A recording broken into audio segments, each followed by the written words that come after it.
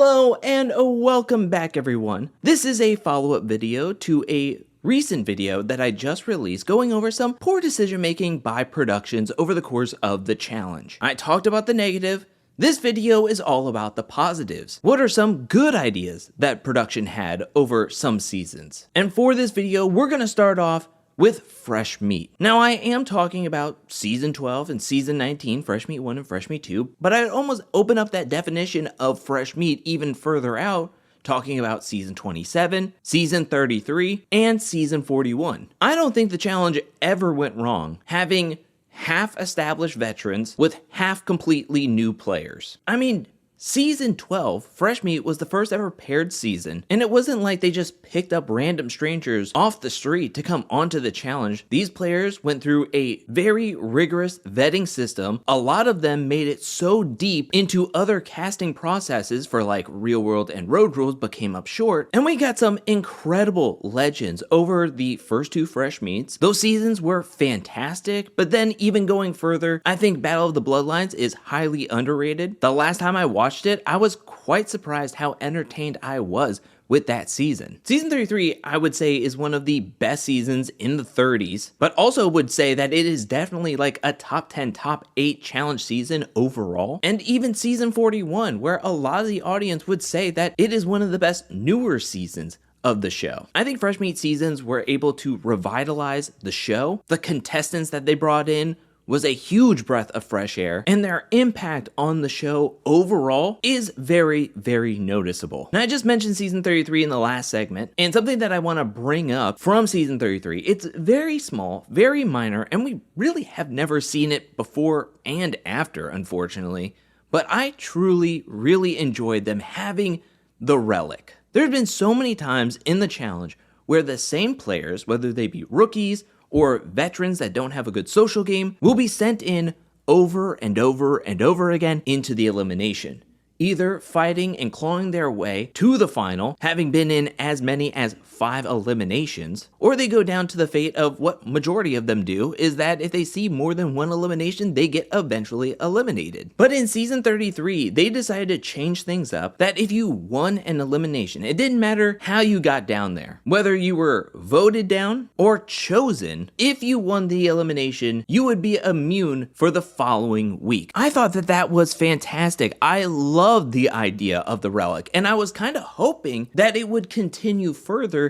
into other seasons. It just never stuck. The next good decision I have on my list is Mercenaries / Heavy Hitters. The first time we saw this twist was in season 20, where we got the famous Bananas backpack elimination. We've seen this twist over a multitude of seasons. Now, I have a hot take about this twist. I'm not the biggest fan of Heavy Hitters and Mercenaries. I actually believe that when they were introduced, that's where a lot of people started playing a more scared game, not knowing exactly when or how to anticipate just CT walking in the room and about to take you out of this game. So even though I'm not the biggest fan of Mercenaries, I can't deny the impact and the moments that they have brought to the show. I don't think you get peak challenge like the Bananas backpack, unless for a twist like this. A lot of people will talk about Derek versus Joss in the Crazy 8 elimination. Again, if there is no Mercenaries or Heavy Hitters on that season, there is nobody in that house that is going 15 rounds, multiple hours against Joss in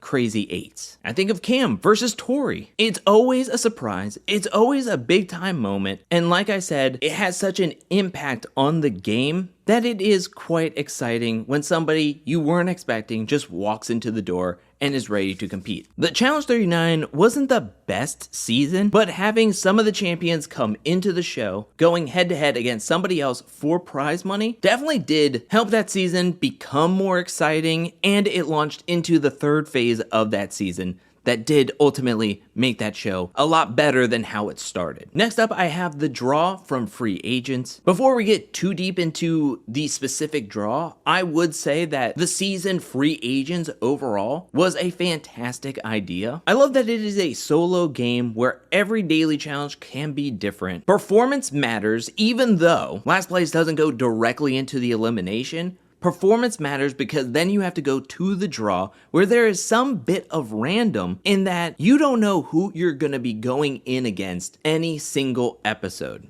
And you have to perform to be safe. I would lump in things like the double cross. I would even lump in the hopper from the Challenge USA 2. I like the hopper that every vote counts. That even if one person threw in like a Johnny Bananas or a Tory, that there was a possibility that they could be chosen. Add in a little bit of chaos as well as showing that maybe your social game isn't as good as you thought it was because there is someone out there wanting you in. I know a lot of people like last place goes into elimination. I prefer that, but if we don't have that, I would definitely take the draw. Let's go to the most recent season as of releasing this video, season 41, Vets and New Threats, the performance points. I really like how the daily challenges were ran in the first half of season 41, where last place went directly into elimination, and then you had first through 8 get points based on where you finished. I like the point system. I like it gave incentives to people to play and try to get as many points each and every week, unless you were just bad at the game and then you're just not trying to get last place, but then you're not getting any points. And it was kind of a really good indicator that even though you were changing partners, you still weren't finding your footing in the game. You're either doing bad in daily challenges or you're not working that well with others even though your partners are changing. It was such a clear-cut way of going through the game and then seeing who was performing and who wasn't. And also, one thing that I want to mention of this is that the performance points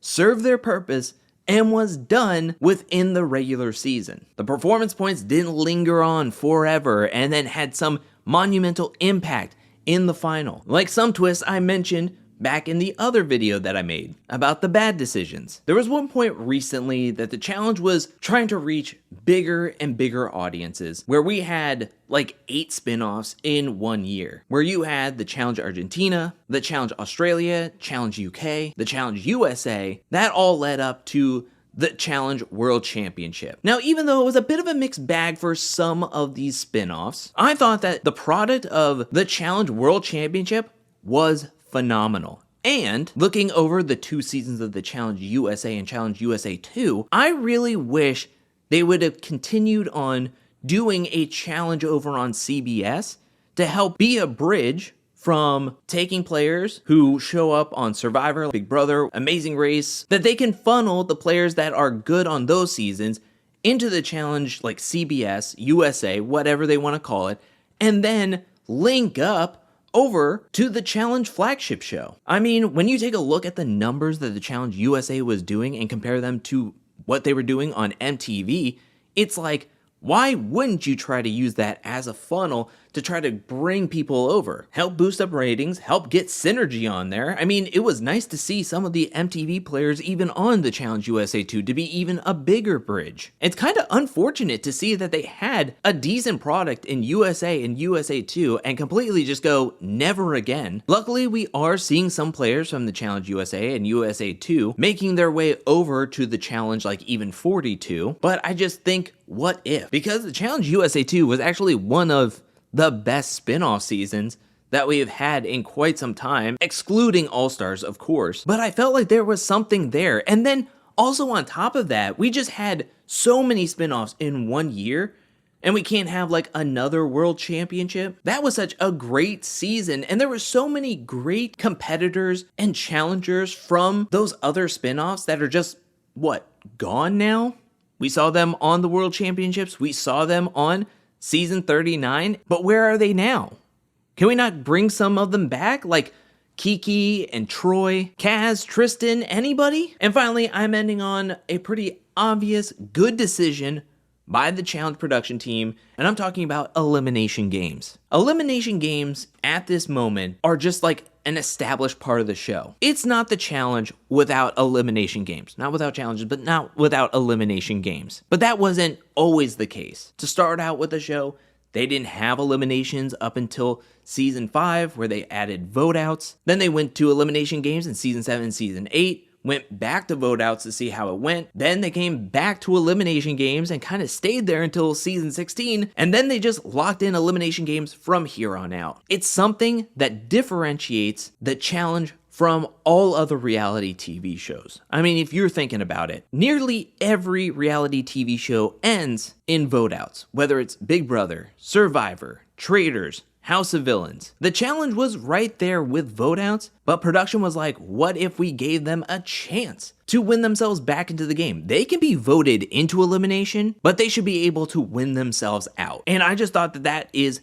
perfect, and it is a great, distinct attribute and feature of the challenge to have Elimination Games, and whoever suggested that idea did the show a great service to make it distinct in the world of reality TV. But that is it for this video. What do you think of my list of good ideas from production? Let me know down in the comment section below. What from my list do you think is the best idea that production has ever had? Is there a good idea from production that I didn't mention in my list but you thought about it while watching this video? Let me know what you thought of down in the comment section below as well. I now want to give a special shout out thank you to everyone who supports me over at patreon.com/angelcakevids. Thank you for your support. Thank you for your generosity. Thank you, thank you, thank you. And thank you to everyone who's watching this video up to this point. I'll be back really soon with more challenge content, more content in general. But until then, peace.